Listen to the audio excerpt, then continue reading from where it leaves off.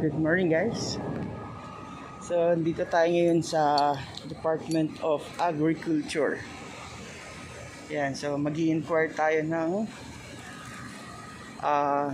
for agriculture sa farming tayo. So magta-try tayo dito sa farm, ano ba tawag doon? Agricultural Center. Ayan, dito tayo ngayon. So babaybayan natin, hindi ko masyadong kabisado. First time ko makapasok dito sa Department of Agriculture. So tara, samahan niyo ako guys. So ito nga pala para sa mushroom. Tapos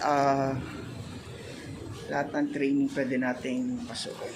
Tara, ito na ako sa loob.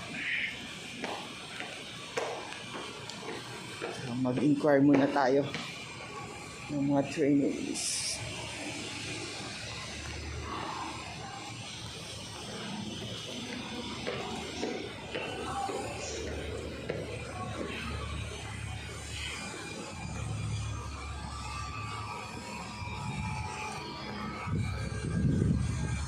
Good afternoon po.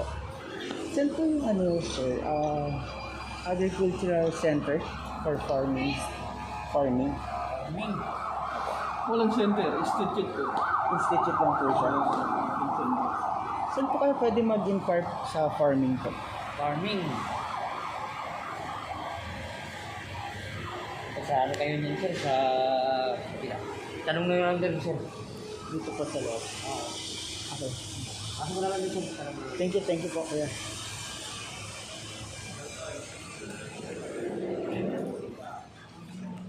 Good afternoon po. Mag-inquire lang po kung ano po yung mga dito, training na pwedeng i-avail. I prefer more of mga virtual yung trainings. Virtual. Facebook po natin sa ATI. Oh, mas maganda yun. First time po. Pinapalo lang po sa Facebook. Tapos doon nag-anos naman yung Facebook. Ngayon po kasi hindi pa po total English yung seminars na face-to-face. Hindi pa lang. Mas maganda ang virtual. So, accessible talaga sa lahat. Kasi like, for example sa akin, first time ko rin mag-inquire about sa mga trainings. Karamihan sir virtual, nagpo-post ng announcement 3 days before the training, 1 week before the training. Tapos mag-register na lang din. Okay, Follow sige. sa Agricultural Training Institute. Merong sandali lang. Oo, sa Facebook. Meron kayong, eto, yung card na to, Contact center po. contact center, may mga page na rin dito na pwedeng i-visit or website. Website po nandito, pero yung page, sir, search na lang po yung Agricultural Training Institute. Pwede pa sulat po dito sa So, yun. Mas maganda pala kasi virtual pa rin siya. So, ito yung mga nila dito. Mga flyers, mga reading materials.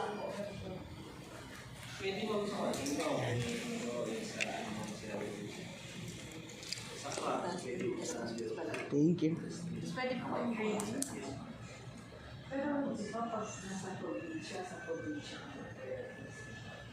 Yes ma'am. Actually pwede yung mag-direct po sa Magpakanta.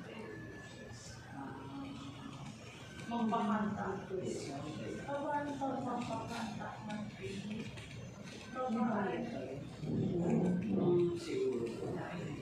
Kasi baka hindi na. Pero hindi ko naman sure. Itong office address, hindi na kailangan ito, no? Hindi na po kahit address na po. Hindi natin mga local po. I think kung part naman ng program yun. Kasi may mga program din sa PCC. Pwede natin i-bring natin. So maglalag muna tayo rito. So yun, dami nilang dito. Yan. Kunin ko lang ta. Ito yung kanilang contact information. Alright. Ito yung mga product.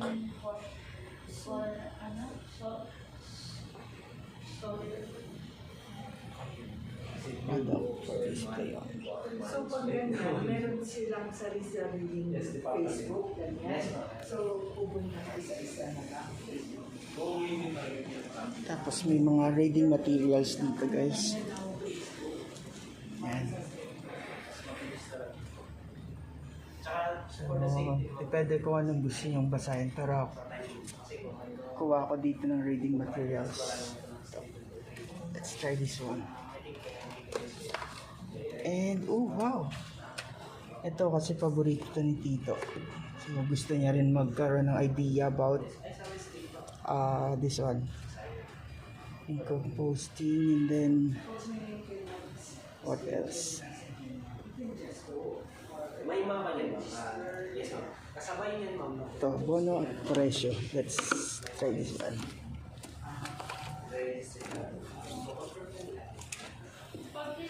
So you're going to register now pag-transport natin.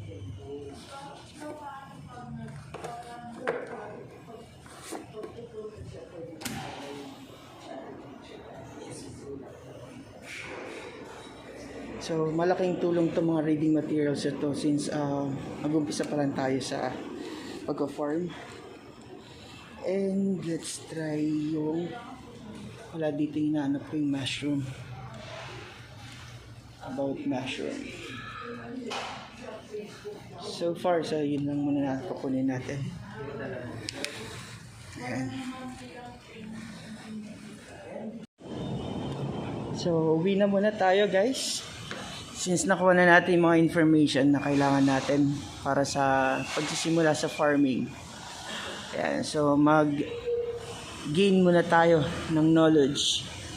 And then after yung knowledge, yung theory, meron tayong knowledge, then let's put into action para sa skill. So far naman sa skill medyo naman may experience na. So ito nga, napakaganda dito ng view sa Department of Agriculture. So pwede mo rin gayahin to kahit sa loob lang ng bahay. Pwede. Ayan. So let's go home. That's it for today. So at least meron tayong progress, meron tayong ginagawa na action para sa ating mga pangarap na gustong gawin sa buhay. Ito yung ground floor nila. Yan. Ayan. So doon tayo nag-park. Meron palang parking dito, di ko alam. So doon ako nag-park. So may mga reading materials tayo rito. Pwede natin kuha ng idea. Yan. Ganda ng ano nila dito, mga buildings. Department of Agriculture, dito yan sa Visayas Avenue. Muntik pa ako maligaw kanina. Yan. So salamat sa mga security guard dito na napaka-accommodating, approachable. So sila nagturo sa akin ng mga directions. So meron silang greenhouse dito nga pala. Ito yung greenhouse. So let's check this out. So nakaka-intriga lang. So makita yung greenhouse nila dito. So ito yung greenhouse. Ayan. So meron silang mga kamatis. Kamatis, kangkong. Ayan. So napakaganda dito, no? Ayan, kung meron ka lang space na ganito sa sa bahay ninyo, pwedeng-pwede niyo to gawin, guys. Ayan. So hindi na kayo bibili ng mauulam. Sipag at tiyaga lang. At knowledge, syempre sa pagtatanim. Ayan, tignan nyo. Di ba? Kung may space ka lang sa bahay mo, magtanim ka lang ng ganito, meron ka ng free kangkong, may free kamatis. Yan mga kamatis na dito, sayang lang Walang naggugulay, walang nag-harvest. At tignan mo yung mga sweet potatoes nila, di ba? So ginawa nilang parang halaman. So napapakinabangan nila yung space. Ayan Upland kangkong.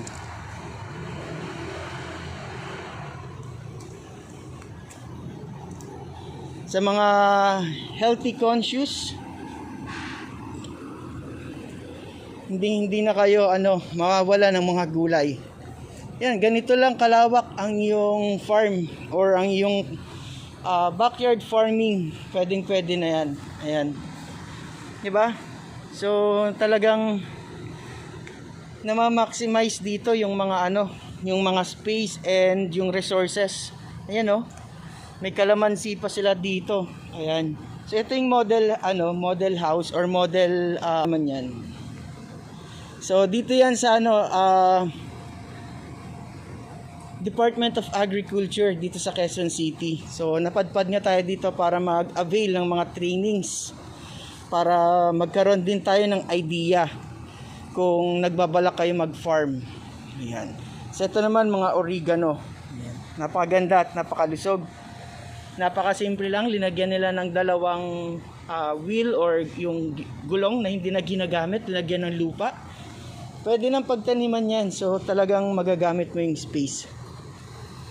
Ito mga gabi. Ayan, meron din silang lemon.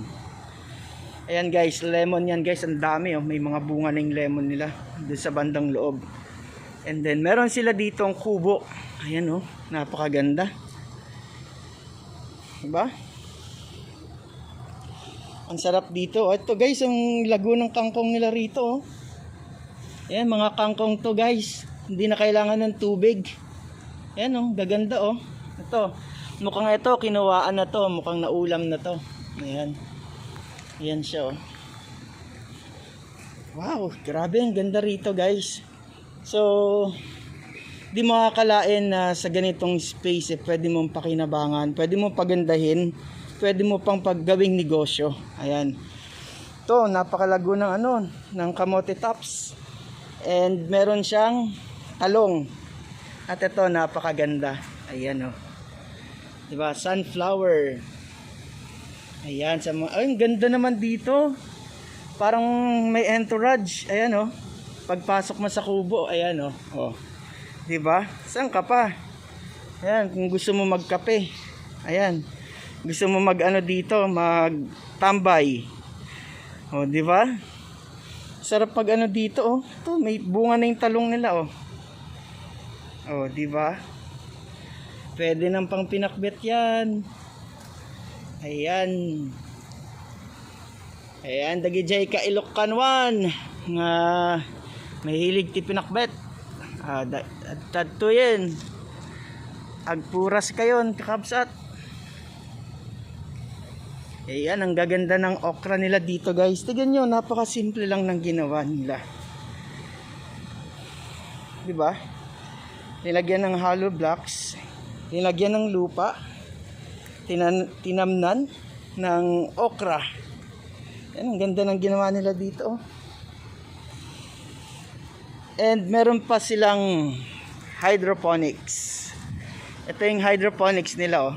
Ayan. Ayan, meron pa silang tubig dito oh. So ito siguro pwedeng lagyan to ng pwedeng lagyan ng mga fish or hito. Ayan. Tas dito naman yung mga plants. Grabe, naaliw talaga ako dito guys. So di ko akalain na meron din pala silang ganito rito. Ayan. Ito naman puro oregano yan guys. Napakaganda. Ayan, napakagandang pagmasdan. Ayan. Tas may saging. So para ka ring nasa nasa farm. Ayan. Pero dito lang yan sa sa Department of Agriculture. Ayan. So ewan ko kung anong klaseng tanim to. Hindi ko alam kung anong klaseng gulay, pero napakaganda tignan. Ayan oh. Silong siya, ayan oh. Ginawa nilang silong. Ayan. So para hindi nga naman mainit, pwede mong lagyan ng upuan or yan, pwedeng lang duyan para na may lilim ka. Ayan. So ito yung nila dito, mini farm or mini garden.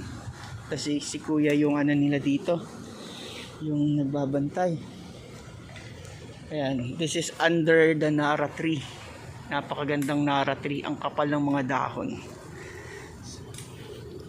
So sila rin yung nagsisilbing silong dito sa mini garden. So ito empty to. Yan, mga empty pot. Meron din silang dragon fruits. Ayun yung mga dragon fruits, guys. Ayun yung mga dragon fruits nila. Yan. Yan yung mga dragon fruits. So ito naman yung mga patubig, yung pang ano nila, pang dilig. At ito, napakaganda nito. Ewan ko kung anong klaseng halaman to. Tignan natin. Basil. Ito palang basil. Ayan, so first time ko siya makakita ng basil. Ayan, sweet basil pala to, guys.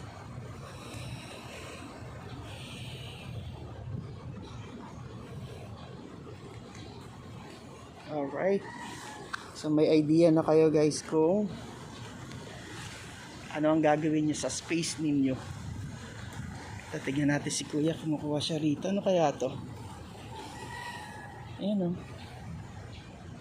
Parang mga lumot. Ayan. I'm not sure kung ano to. Basahin natin kung ano siya. Anong pangalan? Sentinel. Ano? Agri-plastics. Through beds.